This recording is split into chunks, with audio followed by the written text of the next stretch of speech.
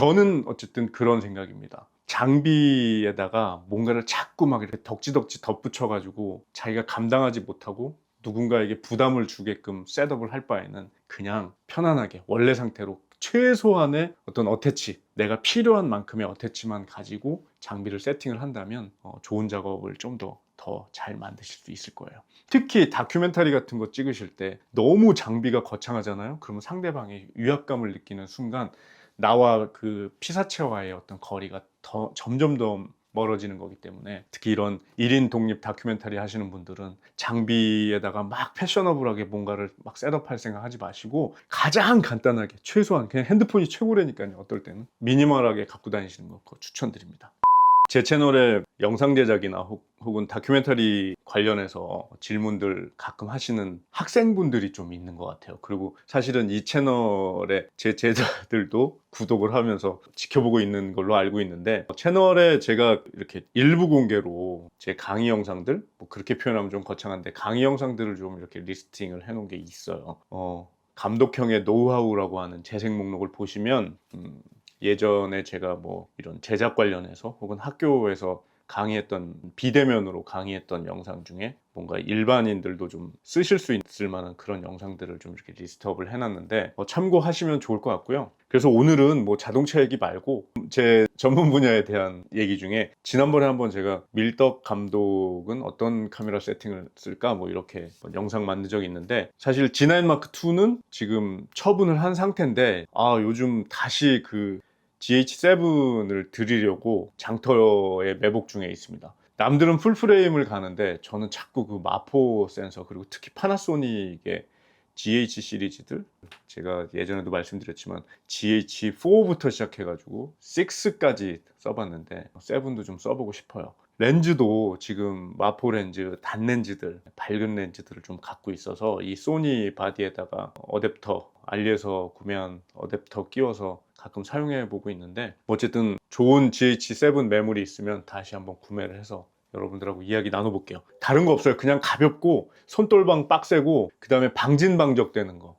최근에 제가 FX2를 드렸고요. 그 다음에 렌즈는 2470GM2. 예전에 FX3 쓸 때도 그렇고 기본적으로 풀프레임 소니 카메라를 쓸 때는 2470 이 화각이 기본 베이스인 것 같고요. 2470 이 렌즈가 조리개 값이 2.8, 그래도 나름 밝은 편에 속한 고정 조리개 값이어서 저같이 현장에서 좀 이렇게 막 어둡고 밝고 이런 편차가 큰 현장을 다니면 어쩔 수 없이 이렇게 조리개 값이 밝은 렌즈를 쓸 수밖에 없어요.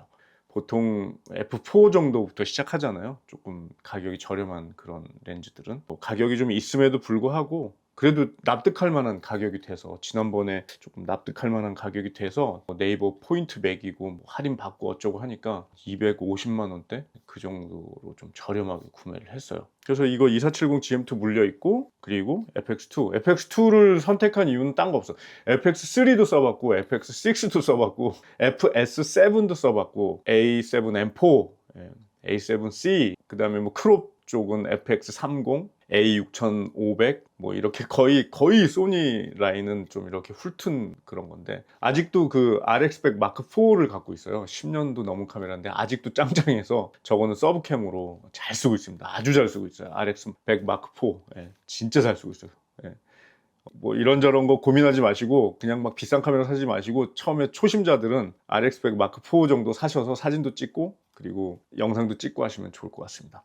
본론은 이거예요. FX2를 산 이유가 일단 가성비. 뭐 어떤 분들은 FX3에 비해서 좀 뭔가 많이 좀 빠진다 이렇게 말씀하시는데, 저는 뭐 지금 사용해서 현장에 투입을 해보니까 너무 만족스러운데요. 4K 60p 쓸 때 크롭 된다는 거 빼놓고는 나머지는 뭐 젤로도 좀 심하긴 하더라고요. 이렇게 심하게 막 흔들면 화면이 막 울렁울렁, 예전에 막 캐논 OD 마크 3나 OD 마크 2 시절 거의 한 10년 전 수준의 이 젤로가 보여서 좀 당황하긴 했는데, 그 정도로 험하게 흔들 정도면은 아예 소스로서의 활용 가치가 없기 때문에 그거는 저한테는 핸디캡이 안 되는 것 같아요. 제일 좋은 게 뭐냐면 이 뷰파인더가 있어가지고 저같이 막 땡볕에 나가가지고 찍는 경우, 현장에서 이 액정으로 좀 애매할 때 있거든요. 액정으로 볼 때는 뭔가 다 그럴듯해 보이고 포커스도, 물론 이거는 포커스에 대한 신뢰도는 1000% 믿고 있는데, 액정으로 봤을 때 느낌이랑 나중에 편집하려고 큰 모니터에 올렸을 때 느낌이랑 너무 다른 경우가 꽤 많아요. 근데 뷰파인더로 보면 그 간극을 조금이라도 좀 제가 캐치할 수 있어서 뷰파인더가 있다는 게 굉장히 큰 강점인데 가격도 저렴해.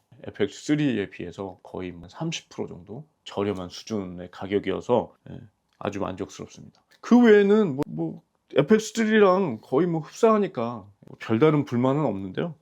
그리고 이런 마이크 잭 3.5파이 들어가는 마이크 잭, 그 다음에 헤드폰, 이어폰 잭. 근데 이런 것들이 너무 이렇게 바깥에 돌출이 돼 있어서 사실 이 카메라는 방진방적에 대한 신뢰도는 모르겠어요. 아직 막 험하게 그렇게 쓰지 않아서 잘 모르겠는데 G9 마크 2 쓸 때는 진짜 폭우 맞아가면서도 촬영을 했었는데 아무 이상이 없었거든요. 그래서 이렇게 먼지가 많고 비가 많이 내리는 험한 현장에 가면 약간 약점으로 작용하지 않을까. 뭐 테이핑을 한다든지 방법을 찾아야 될 것 같아요. 이 사진하고 영상이랑 하이브리드로 설계가 되어 있다고 하는데 아직 사진은 안 찍어봤어요. 저도 아직도 예전에 쓰던 오디마크 3 가지고 있는데 저 카메라는 명기죠. 아직도 스틸 이미지 같은 거 촬영할 때는 명기예요. 오디마크 3. 거기에 2470 L렌즈 정도 물려서 활용하면 아직도 완벽하게 작동하는 그런 현역 명기고요. 그래서 이 FX2 같은 경우에는 이렇게 외부에 노출되어져 있는 이런 소켓들 이런 게 조금 불안한 느낌이 있고 FX3나 이런 시네마 라인 카메라들이랑 버튼 구조 같은 것들이 흡사하게 돼 있어서 전혀 이질감 없이 쓰는데 하나 이제 좀 개인적으로 좀 마음에 안 드는 게 이 UI LCD를 열었을 때 보이는 인터페이스가 뭔가 좀 아동틱하다 그래야 될까? 너무 FX3에 절여져 있어서 그런지 모르겠지만 조금 이렇게 소프트하고 이렇게 좀 큐티한 그런 느낌 때문에 좀 거부감이 들더라고요. 이건 개인적인 취향이니까. 그래서 FX2에다가 케이지 하나 씌웠고 그 다음에 마이크 같은 경우에는 저는 이 오디오 숨 굉장히 중요하다고 생각을 하는 사람이라고 했잖아요. 그래서 현장에 나가서 런앤건 스타일로 촬영할 때는 이 오디오가 굉장히 중요해서 마이크는 제나이저에서 나온 4216P를 끼우고 있어요. 제가 여태까지 이런 지향성 마이크들에 대해서 여러 가지 경험을 해봤지만 로드 시리즈를 주로 경험을 했었죠. 근데 제나이저 같은 경우에는 예전에 제가 이런 업을 시작할 때 신입사원 시절에 그 ENG 카메라로 뭔가 촬영을 할 때 그때 붙어있던 마이크가 제나이저였거든요. 이 제나이저에 대한 그 로망이 있어서 근데 확실히 제나이저를 물려서 써보니까 굉장히 오디오 수음 능력이 아주 탁월합니다. 극지향성의 느낌이어서 굉장히 좋아요. 세팅은 나중에 한번 제가 따로 얘기를 해볼게요. 그냥 이 마이크를 꽂는다 그래가지고 무조건 소리가 잘 들어오는 게 아니기 때문에 세팅 값은 잘 찾아보셔야 될 것 같고 그 다음에 서브로 DJI에서 나온 미니 마이크를 달아놓고 있어요. 그래서 현장에서 여차하면 잽싸게 켜서 인터뷰에다가 채워갖고 인터뷰 따고 그런 스타일로 작업을 하고 있습니다. 그리고 이런 케이블 같은 경우에는 알리에서 산 거. 약간 제가 이 프론트 마이크는 조금 짧다 싶을 정도 한 15cm 정도로 세팅을 했는데 이거 왜 그러냐면 이 라인이 너무 길면 이 마이크가 워낙에 이제 무게중심이 앞쪽으로 쏠려 있기 때문에 이렇게 앞쪽으로 기울거든요. 근데 저 같은 경우는 이렇게 좀 짧게 세팅을 해서 얘가 좀 잡아주는 역할을 하게끔 그렇게 세팅을 하고 있고 DJI 미니 마이크의 이 오디오 커넥터 라인이 이거는 지금 로드 거예요. 로드 가져다가 빌려 쓰는데 얘네들 왜 케이블 그렇게 만드는지 모르겠어. 이 코일 형식으로 안 만들고 딱딱하게 만들어 갖고 막 되게 걸거치거든요. 이렇게 그냥 세팅을 해놨어요. 로드 거를 좀 빌려다가 세팅을 좀 해봤습니다. 그리고 배터리 같은 경우에는 예전에는 사실은 이런 V마운트 배터리에 대한 그런 수요가 제가 별로 없었는데 최근에 그 어디 해외 출장 다니고 이럴 때 배터리 개수 제한 그 조그마한 배터리들도 5개 미만으로 이렇게 갖고 다니라고 그런 식으로 정리가 돼서 그럴 거면은 그냥 대용량 배터리 하나 챙겨 가자 그래서 스몰리그에서 나오는 V99 딱 기내 반입 사이즈 정도 요거 하나 하면은 하루 종일 저 같은 경우는 거의 촬영 나가면 하루 종일 찍거든요. 하루 종일 셋업해도 괜찮은 느낌이더라고요. 한 진짜 맥시멈으로 256기가 거의 꽉 채울 정도로 보통 한 6시간 정도 찍는데 충분히 버티고 마지막에 한 30% 이상 남는 100% 완충했을 때 그래서 잘 쓰고 있고 그다음에 이 V마운트 배터리하고 카메라하고의 연결은 저는 어떤 감독님들은 더미 위험하다 그러는데 저는 그냥 더미로 쓰고 있어요. 여태까지 아직까지도 계속 한 번도 물론 이런 표현을 좀 단정적으로 하면 좀 위험할 수도 있는데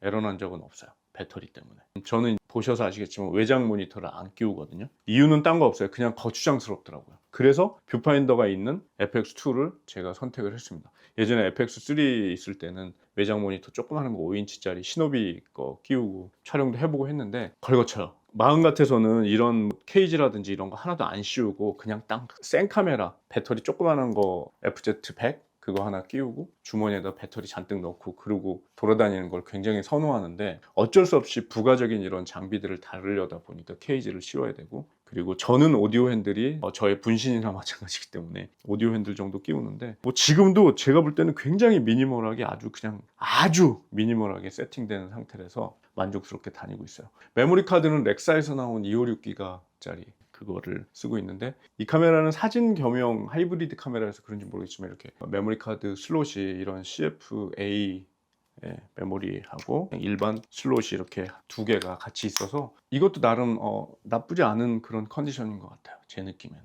그냥 나중에 이게 어떤 경우가 있냐면 CFA를 두 개를 꽂아 놓고 예를 들어서 이렇게 촬영을 한다? 그리고 나서 나중에 이제 백업을 할 때 메모리 카드 리더기를 두 개를 사야 되거든요. 그러면 어떻게든 시간을 좀 줄이려면 저는 메모리 카드 리더기를 지금 3개를 갖고 있어요. 왜냐면은 이 메모리 카드들을 다른 촬영 감독님들한테 좀 드려가지고 부탁드릴 때가 있는데 그럴 때는 하루에 막 3개씩 들어오고 이러니까 동시에 물릴 때는 메모리 카드 리더기 한 3개 정도 쓰는 그런 경우도 있는데, 이렇게 종류별로 나눠서 셋업을 할 수 있으면 백업 받을 때 하나는 CFA 하나는 SD 쪽에다 물려가지고 동시에 백업 받을 수 있으니까 그것도 나름 장점 아닌 장점인 것 같은 느낌이어서 이래저래 FX2에 대한 만족도가 굉장히 높게 생기고 있어요. 계속 써봐야 알겠지만 저는 왼쪽에 핸들을 안 달았었어요, 예전에는. 근데 최근에는 이제 달고 쓰는 이유가 화각을 고정을 해놓고 스테디하게 뭔가를 찍고 싶을 때는 그냥 이렇게 핸들을 달아놓고 쓰는 게 좋고, 근데 예전에는 이거를 안 달고 썼을 때는 한 손으로 이 화각을 조정을 하려고 화각을 이렇게 23mm도 갔다가 70mm도 갔다가 막 이런 식으로 하다 보니까 왼쪽에 이 핸들이 저한테는 안 맞았었는데, 그리고 수동 렌즈 쓸 때는 뭐 포커스까지 같이 조작을 해야 되기 때문에 왼손이 핸들을 잡고 있을 만큼